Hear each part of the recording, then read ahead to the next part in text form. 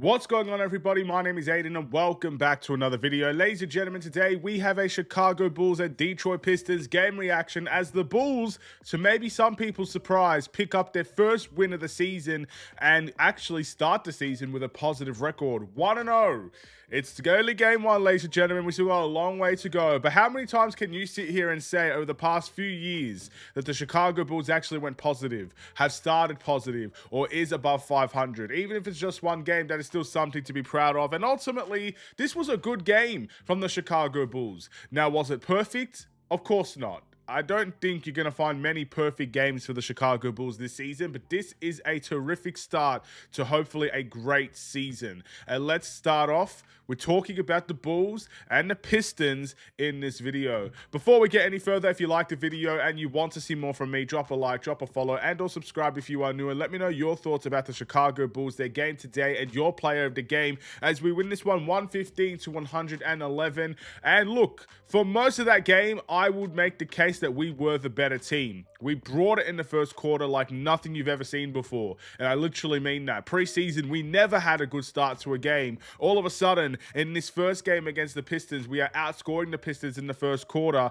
35 to 19. I love the physicality that we brought to the table here. We made the Pistons feel very uncomfortable for the majority of the game. And you also made the Pistons retaliate in a way in which they had to play with fouls. Now, sure, the Bulls did some similar things, but we shot a lot of free throws in this game. And that is something that you definitely want to see going forward because they're easy points, they're free points, and the more times you can get there, more often than not will be the time that you win the game, or you'll at least be in the competition of the game. So I really like that. And ultimately, the first quarter was just a perfect quarter in every sense of the word. Nikola Vucevic came out and balled out in that first quarter. I think he had a double-double within the first quarter or within the first half. I'm pretty sure it was the first quarter. He was unbelievable in that first quarter. And he just kept it going for the majority of the game as well. He had a great third quarter as well. It was just lovely to see. And, you know, a start like that is exactly what you need. But the physicality of the game was absolutely there.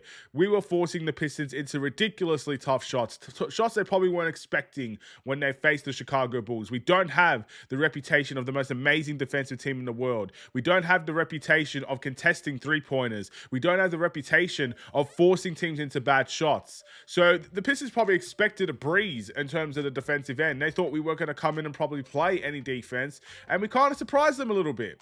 And we brought them off balance. And in return, we did win this game. We won this game against a very formidable side. This is the Detroit Pistons that brought the New York Knicks, who are probably the best team in the East this season, on paper at least, with Cleveland. Those two teams are the ones to look out for. We made them fight. And we took it to them.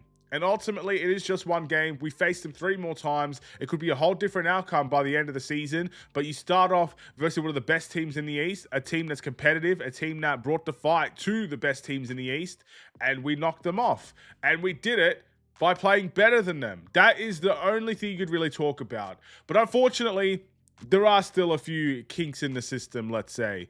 Starters, I didn't like the turnovers that we had in this game. Some of them at crucial moments of the game as well. You got guys like Josh Giddey, who had 9 assists, but also had 6 turnovers. So there's a lot there that needs to be figured out. Ultimately, when you're playing as fast as we are, and you are playing a very good defensive team in the Pistons as well, so they're going to force a lot of turnovers out of you, it's still not a good feeling to turn the ball over as often as we did. And again, in certain areas where it's such a big, important part of the game, you need to be able to keep the ball. You know, we almost lost this game. Let's put it bluntly as well. There was a time where this game was tied, and we were up by 23 plus points in this game, if I'm not mistaken, and we almost lost it. So look, this could have been a completely different story if the Pistons went on that big run towards the end, if the Pistons were making the big shots in the clutch and everything in between. Thankfully, it was the Bulls that managed to do that, and we win, and we beat a very formidable team.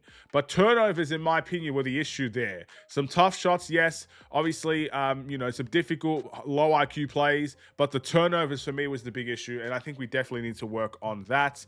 But yeah, like, it was just a great performance. And I want to talk specifically about just how many people got involved.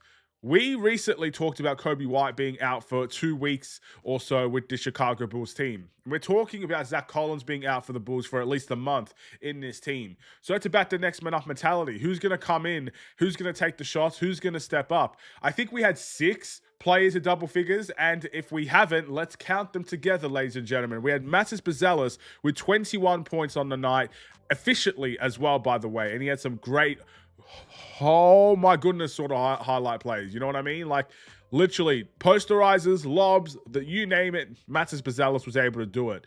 And then you got Vucevic with 28 and 14. Again, speaks for itself, an unbelievable game. You got Trey Jones with 12 points, 8 assists, and 3 steals. Gotta love that. You got Josh Giddey with 19 points and 11 assists. So a double-double for Josh Giddey, which is phenomenal to see. You got guys like Io, 14 points off the bench. Exactly what you need from him as a bench scorer and as our secret weapon off the bench. That's exactly what you need to see. Hit him where it hurts, and he had some big shots for us. Kevin Huerter, who we haven't really seen much of in preseason in regards to efficiency and great games, he comes along with 15 points and 5 rebounds, and he got to the line as well, and that was beautiful to see. So what was that? 1, 2, 3, 4, 6 players at double figures. So that was the right number. You get 6 players at double figures, more times than not, you are going to win the game, especially at the magnitude in which they got there. The 28 points from Vucevic, the 21 from Bazelis, the 19 from Giddey. You know what I mean? You're going to get there. You're going to get there, and you're going to do very, very well in that process. And that's exactly what we did. So, bench contribution, team contribution, when it comes to the physicality of the game, that was very crucial. And I want to give a shout out to someone that's probably not going to get a lot of recognition in this game either. I want to give a shout out to Isaac Okoro, because he walked out of this game playing 23 minutes and had 0 points. So you look at that and you think, that's it, he's a bust. Worst player we're ever going to trade for. We lost the trade. This guy's going to be unbelievably bad for the Chicago Bulls. He shouldn't be starting. All this nonsense, right? This is definitely if you weren't watching the game sort of thing. If you're watching the game, I think most people can understand the value that he brought. But defensively, I think he set the tempo. And that's important because we played a very physical game out there. And he set the tempo, in my opinion. I think if Isaac Okoro doesn't start this game, we don't win this game because we won't bring that same energy without Isaac Okoro there. It's so important. I don't think people understand how important it is to start a game and build the tempo from that. Some games you start very poorly like the Bulls did in preseason, but when you set a foundation of physicality in the first few minutes of the game, that will translate to the bench unit. That will translate to plays you don't expect it to. And ultimately, it will translate when Isaac Okoro comes out for a spell or for a rest, because the tempo has been set. The style has been set. So in many ways, Isaac Okoro offensively did not make much of an impact outside of the 4 assists that he may have had. But he set the tempo for the rest of the game and for other players to follow suit. That's important. That is ridiculously important.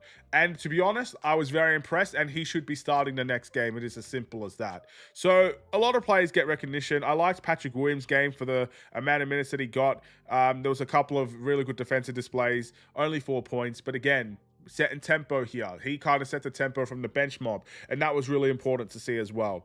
Not a lot to hate, ladies and gentlemen. The only thing I could really dissect is just game management. You know, 23 points is a lot, especially when it's like the third quarter. You know, to give it away so quickly, it is a bit of a concern. It happens. It does happen. More times than not, actually, these days, it happens. You give up 20-point leads. It's not a big lead anymore, but I think the best teams, the teams that you aspire to be, will know how to manage those games better than how we managed it. Yes, we won. We made big shots when it mattered.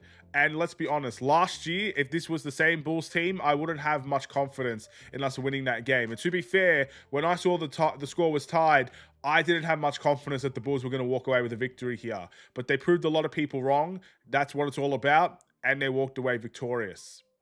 So, bad game management. All right, it's game 1. There's many games now to improve on that stature. With the next game being against Orlando, another formidable side that we will be facing. Let's see if we can replicate what we did against the Pistons. It should be an interesting watch.